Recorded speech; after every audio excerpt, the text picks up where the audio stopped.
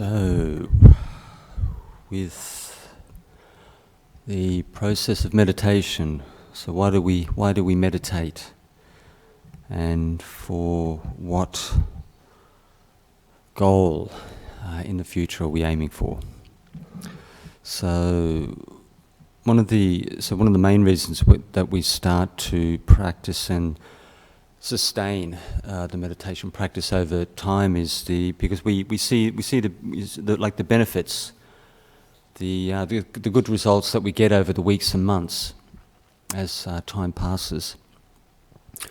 And naturally, one of the most significant principles is like peace of mind and emotional balance, and especially in today's world where people are under just more and more economic pressure, and money's more difficult to come by, and the employment situation's much more restricted than it was previously, and cost of living's going up. So a lot of the pressure that we see with people is coming from the state of the economy. So we can't necessarily control the external conditions which are going on around us, and so we have to be able to regulate the internal conditions inside the mind.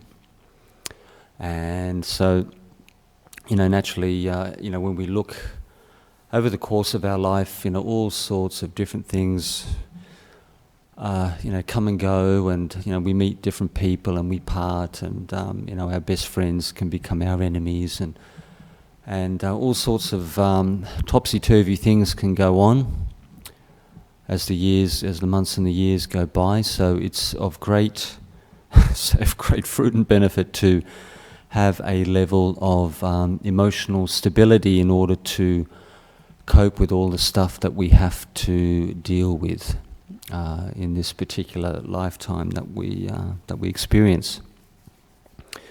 And that that experience of emotional balance or stability comes from this sense of training the mind with a suitable meditation object, because as one develops that practice of sustaining one's focus, one's attention of the meditation object, which suits one's personality, that the result of this is increasing peacefulness of mind and a sense of a lack of wavering. The mind isn't easily sort of tipped into thoughts and different thoughts and feelings. So even if the people around you are going completely bananas, that you can essentially maintain your stability, your center or your still point, regardless of what people are doing around you. And So when we look at the overall scheme of things, very, very difficult to control circumstances, events, people's behaviour, one's own emotions to a degree, and so having a very firm sense of stability is very incredibly useful. And that will be a source of real happiness for you.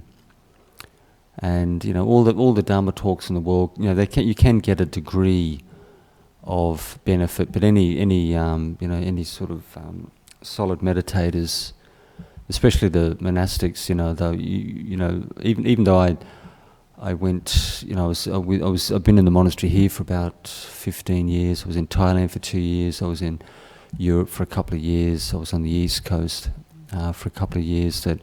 90% of your own insight and understanding actually comes from your own practice. And you may find certain teachers quite inspiring and encouraging, but essentially they're just pointing you in the right direction, and you are the one who has to do the work and walk the walk, as they say. And so as we develop the meditation, you're not only looking at pure samatha, the ability to develop samatha, because that's only half the business. Your insight practice is the other 50% of the training, because one thing that you see very, very clearly is that when any of the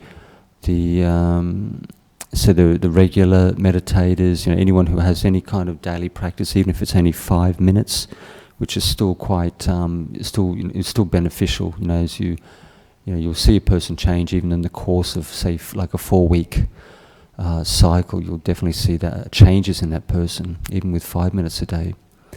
And so the test will be exactly where your practice is at when things go wrong, or when your parents are dying and you have to care for them, and when your siblings turn against you, or all sorts of amazing things can happen in your life, will essentially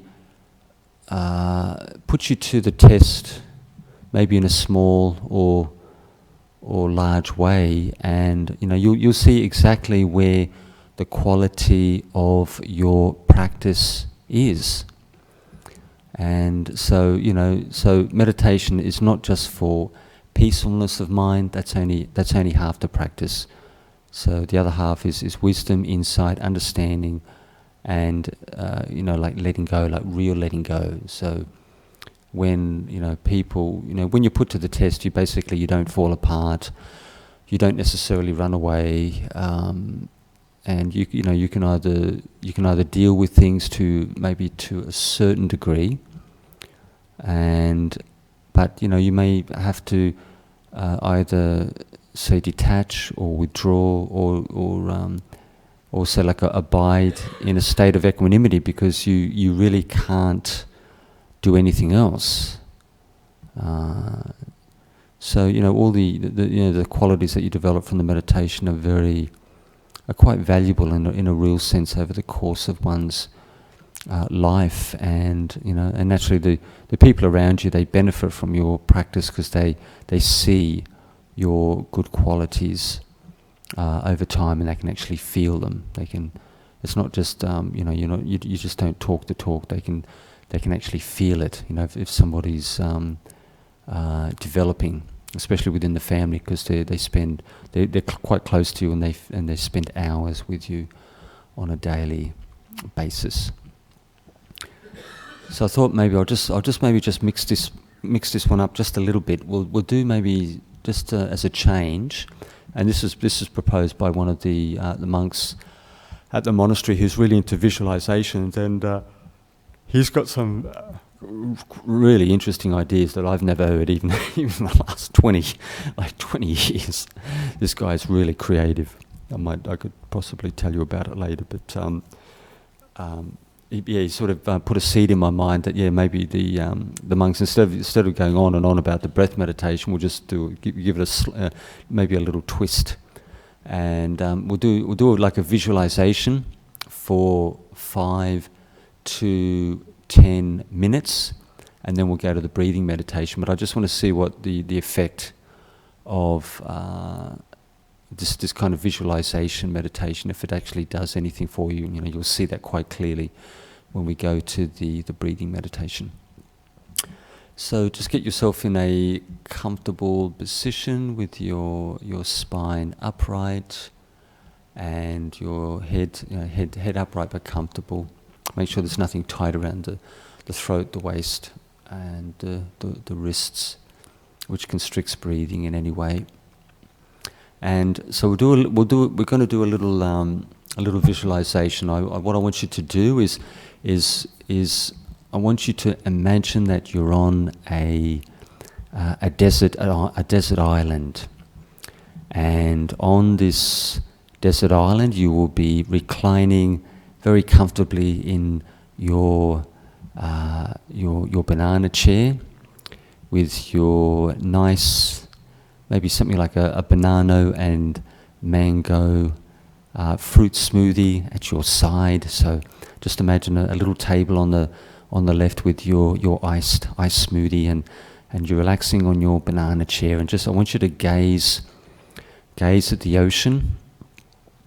And as we gaze upon the ocean, we see the sparkling blue sea, and the waves, small waves like rolling in to the shoreline and coming up on the golden sand, and just lapping up to the shore, and then just slowly receding and moving back into the main body of the ocean. And on this sandy shore that we're relaxing on, there's a mix of both banana and coconut trees, full-size trees with fruit on the boughs. So just imagine lovely bunches of ripe bananas and ripe coconuts, just ready for the picking. But we won't get up just yet. We'll just be gazing at the ocean as the waves, slowly and smoothly just rolling into the shoreline and receding gently back into the ocean. And so just imagine as well on this shoreline, because we're on the beachfront. There's like a breeze, a gentle breeze, moving through the forest which is behind you. So you can see that the leaves and the palms in the forest section at the frontal section. The breeze is just gently moving the fronds and the palms and the leaves in the trees. And so as we gaze out, you'll see the occasional seagull moving through the air gracefully, just gliding on this beautiful breeze which is moving along the beachfront as we delight in the waves, moving into the shoreline.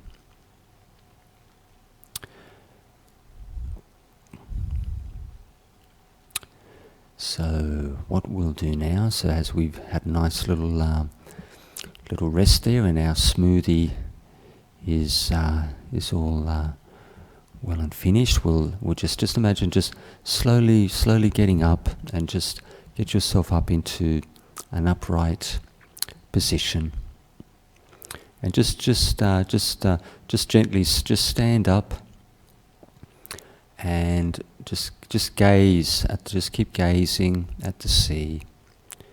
And what I want you to do now is just to turn around slowly and just take nice slow steps, and you can feel your toes just like squeaking in the clean golden sand on the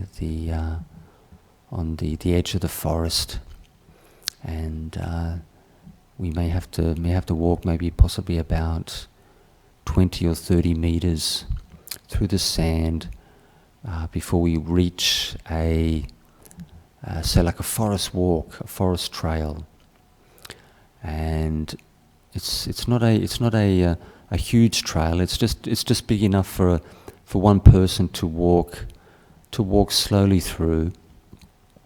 And as we step into the forest, you can feel the like pine needles and the dried leaves under your toes, and you can hear the leaves just sort of cracking gently as you're walking through, and the touch of the leaves as they brush past against you, brushing your shoulders as you move through this small forest trail.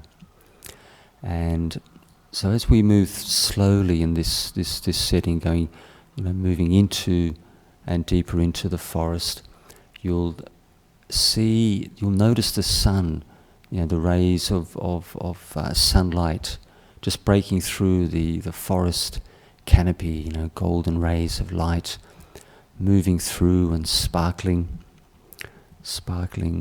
in the tree line. And as one looks up and sees the change in the light and the colour, just you'll see like small lorikeets and parrots, resting on branches in some of the larger, say, like fig and banyan trees. These large, very very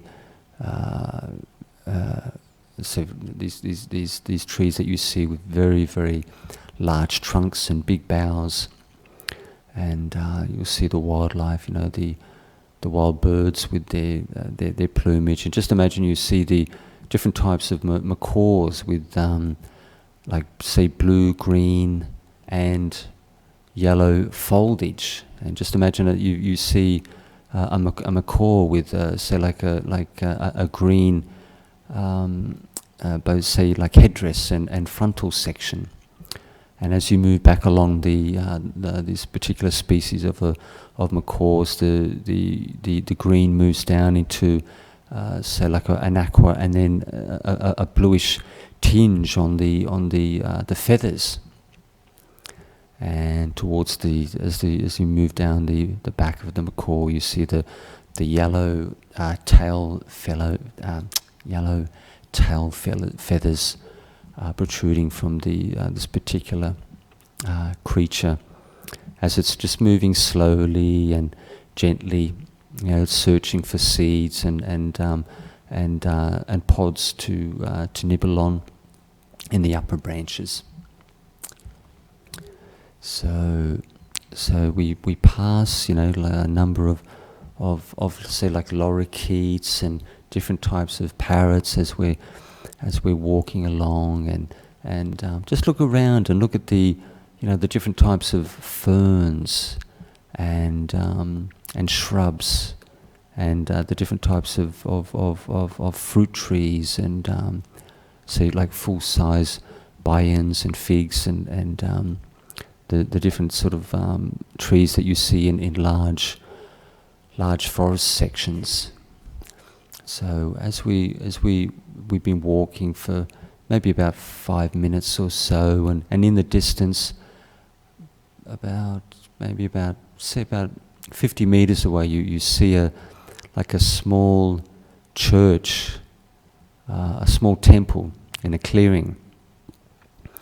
And from a distance you can see that this temple is made up of say like smooth stone, very very large river stone, and the pebbles are cemented together with say like natural clay, with forest clay, and you can see the different colours in the beach pebble and the slightly different tone with the clay which is holding the walls together. And as you gaze up the wall section, you see a very say like a very heavy and solid wooden roofing structure, very large, say like oak beams, and you can see the main runners from the front of the temple building. The main runners, going from left to right, from the peak of the roof, solid beams maybe up to about say 12 inches in diameter, moving down across the wall section, and then you've got say like a panel of lattice of oak panel from the top of the wall leading up to the peak at the top of the temple building, and the so like oaken slates, oaken runners, leading down the roof section from the left and the right to guide the rain, to take the rain away from the roof section, and then off to the sides of where the main runners run on this roof section. And just look at the lattice. Look at the way, like you see in Old England, on the buildings in Old England, that the way they overlay the wooden lattice work, the wooden slats on the roof section, moving down from the peak and then down the slope, rows and rows of wooden lattice, moving down, dropping down towards the gutter section to divert the water away.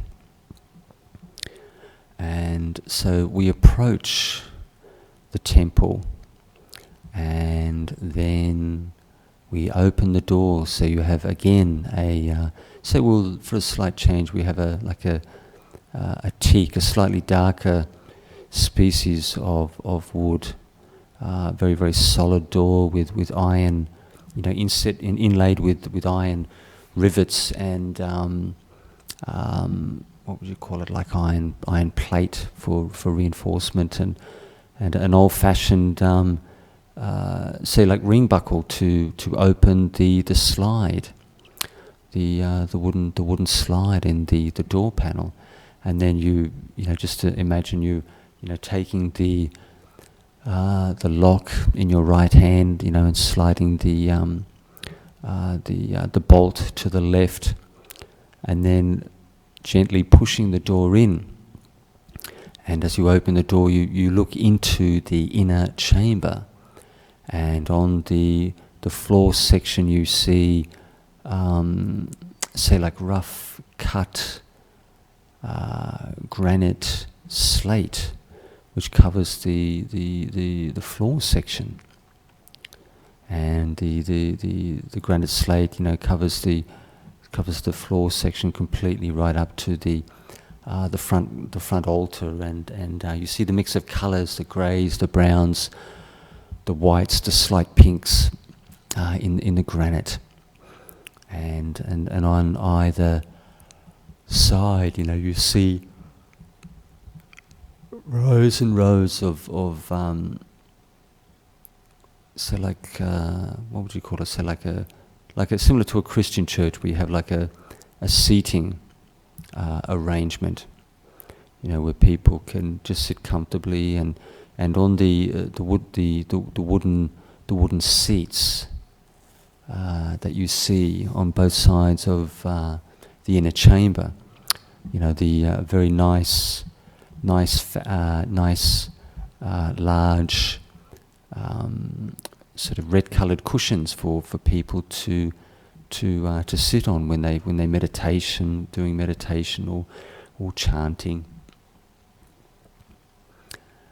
And so what I want you to do is walk up the centre of the chamber, and you'll be probably walking maybe about at least say 25 steps. You can feel the coolness of the granite tiles on the soles of your feet as you move forward, and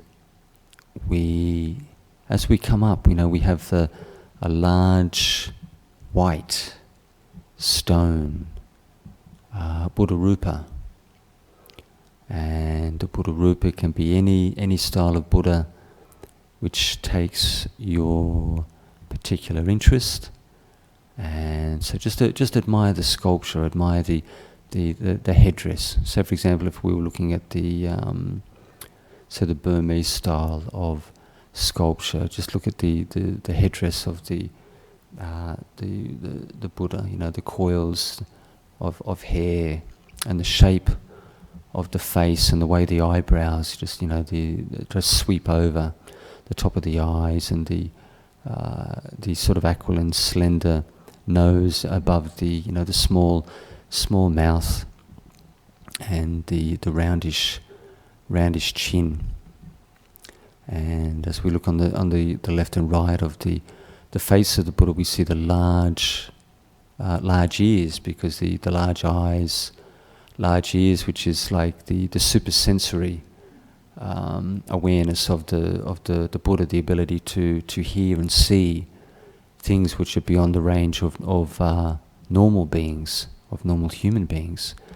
And as we gaze, we drop down, and we see the flowing robe across the body, intricately carved, very, very smooth and flowing and very, very beautiful.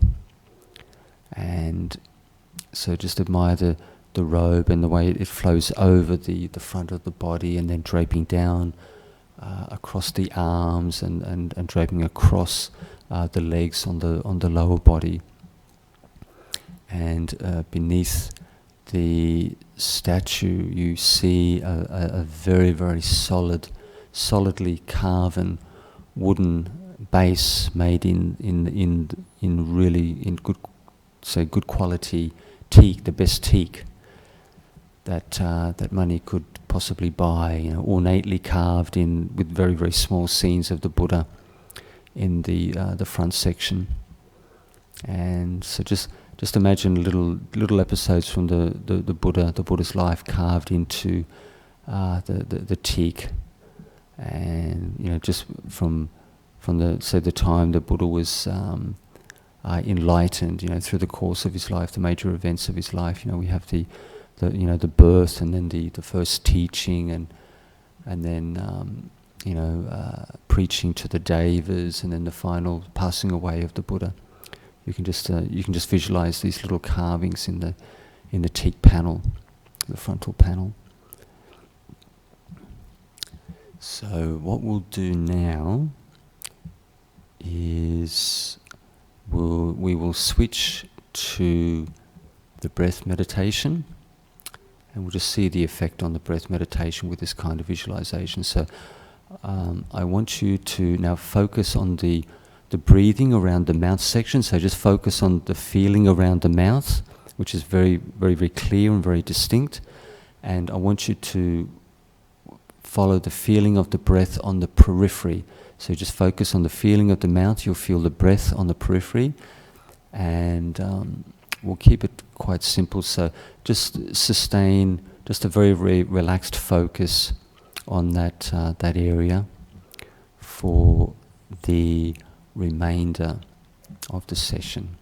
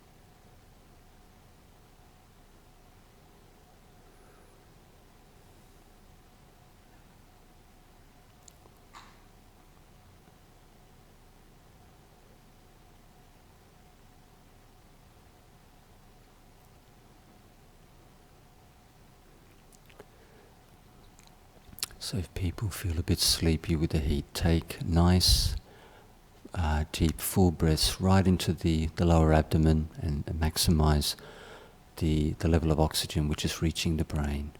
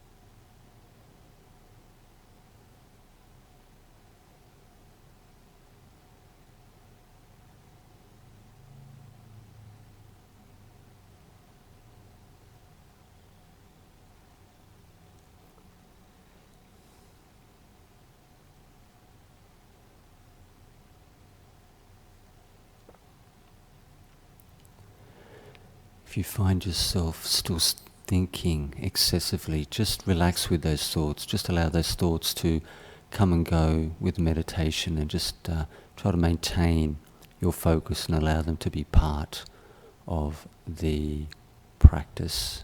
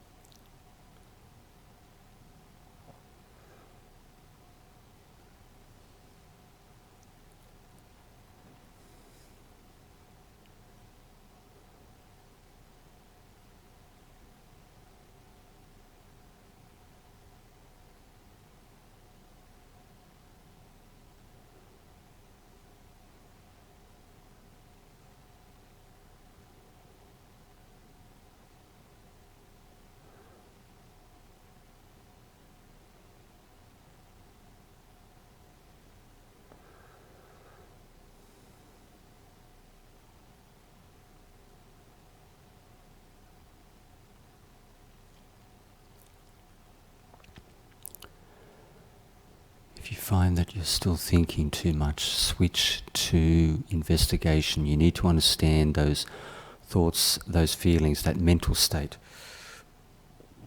If you don't really understand what you're attached to, you will not be able to let it go effectively. So, try to understand everything about it. If you're thinking about a particular person or events or even like material possessions, try to understand everything about that for maybe just investigate it for about 20 seconds or so.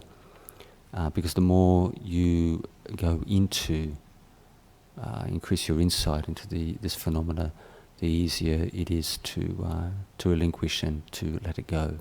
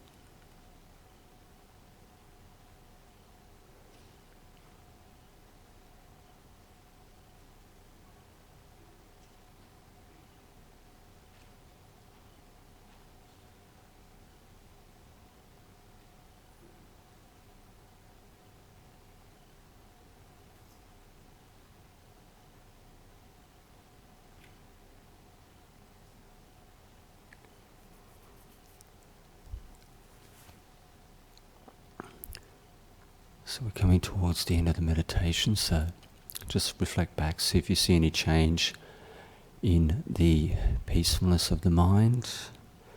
And I'll ring the gong 3 times. You can open your eyes when you're ready.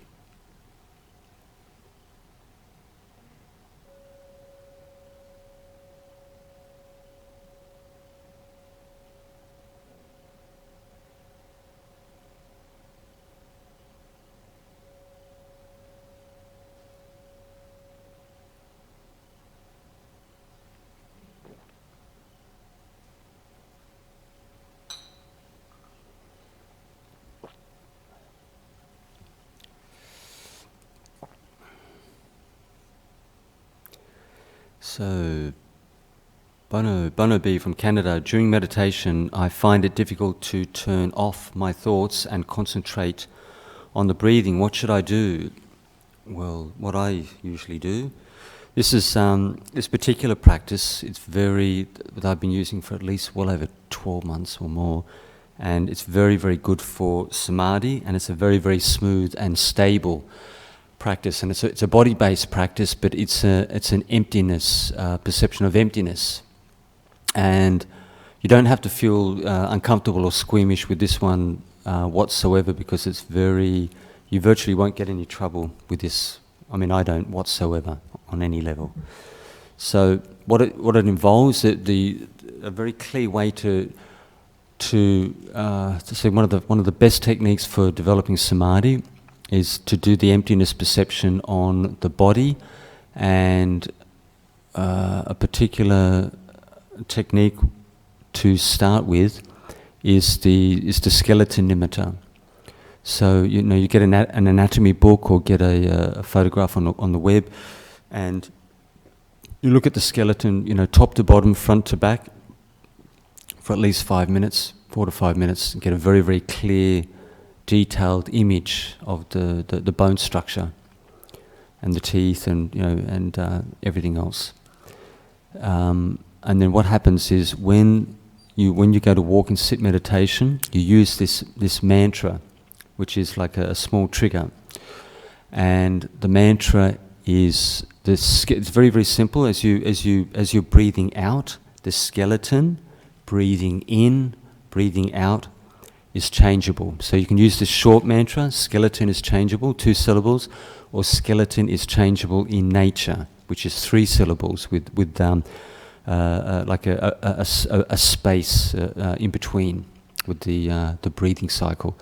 And this particular practice, even though it's body-based, you can do the skeleton, you can do teeth, you can do say the 5 external component parts of the body. Head, hair, body, hair, nails, teeth, skin are empty. You can do 1 mantra, you can do 5, you can go right through the body with this emptiness principle, and it's really smooth. This one, I'm a big fan of this one, and I tend to mention it a lot, even with the lay practitioners, because it's very effective. If you can't get peaceful, this one should work quite reasonably well. And if you can't get peaceful with one of these objects, you just go right through the body. Just pretend you're a medical student. You start from the top of the body, and you just move right down and right through. And the heart is changeable, kidneys are changeable, liver is changeable. This kind of practice is not when you go to the internal components. It may not necessarily be everybody's cup of tea, but it's very, very smooth. You won't get any irritation, anger, disgust. You could be you can be married with children, be in a boyfriend-girlfriend relationship, and you won't get any aversion or negativity coming from this practice almost whatsoever. So it's well worth experimenting with.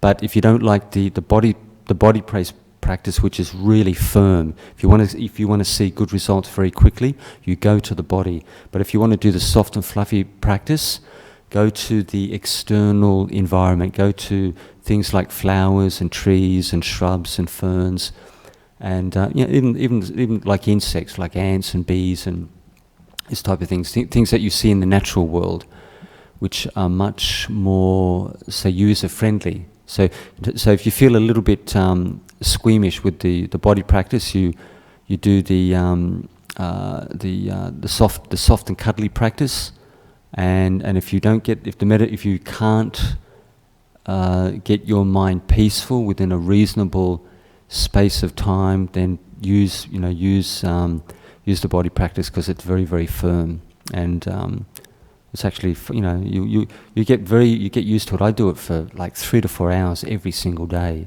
and I'm very, very comfortable with this particular approach. And also you can do the little mantras. You can do just one mantra, do it every single minute of the day. So every 60 seconds do one of these mantras, and you'll get the kind of background samadhi which is there. It might take about 3 to 4 days at the most to kick in, but that kind of samadhi, when you do that very spacious single mantra practice once every minute for 18 hours a day, all your waking hours, that you'll have this very light samadhi that you can actually see inside the mind, and there's enough samadhi there for your contemplation, investigation, practice in daily life. If you really want to accelerate your practice to quite a high degree, then you can work with this very spacious mantra practice for say all day and night for 7 days a week. So Crystal from Canada: sometimes I get scary images while meditating. I just saw hundreds of dark eyes staring at me just now and had to stop meditating. Please advise. Sometimes I get scary images while meditating. I just saw hundreds of dark eyes staring at me just now and had to stop meditating. So what would I do if that happened to me? I mean, something you could do. You could do a switch, something which is similar to this. You could do like just go straight to the emotion. So just imagine you've got these hundreds of scary eyes, maybe peering at you from the forest, from the visualization that we just did. Or people can even get flashbacks from past lives. These kind of things are possible, or even things from childhood. They can get when they were really young babies, and this kind of stuff.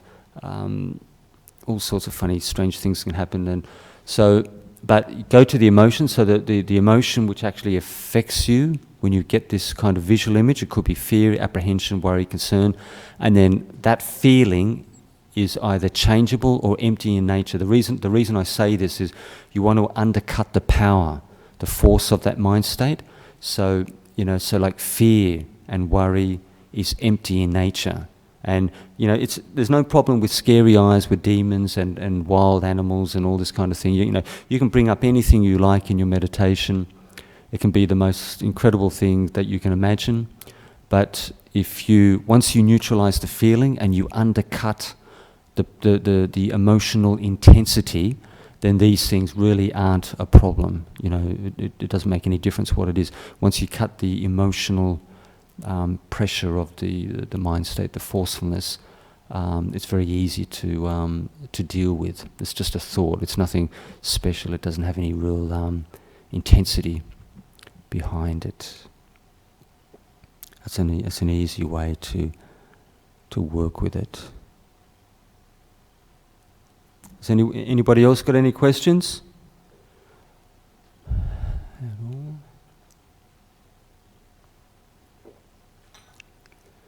Okie dokie, we'll call it a afternoon.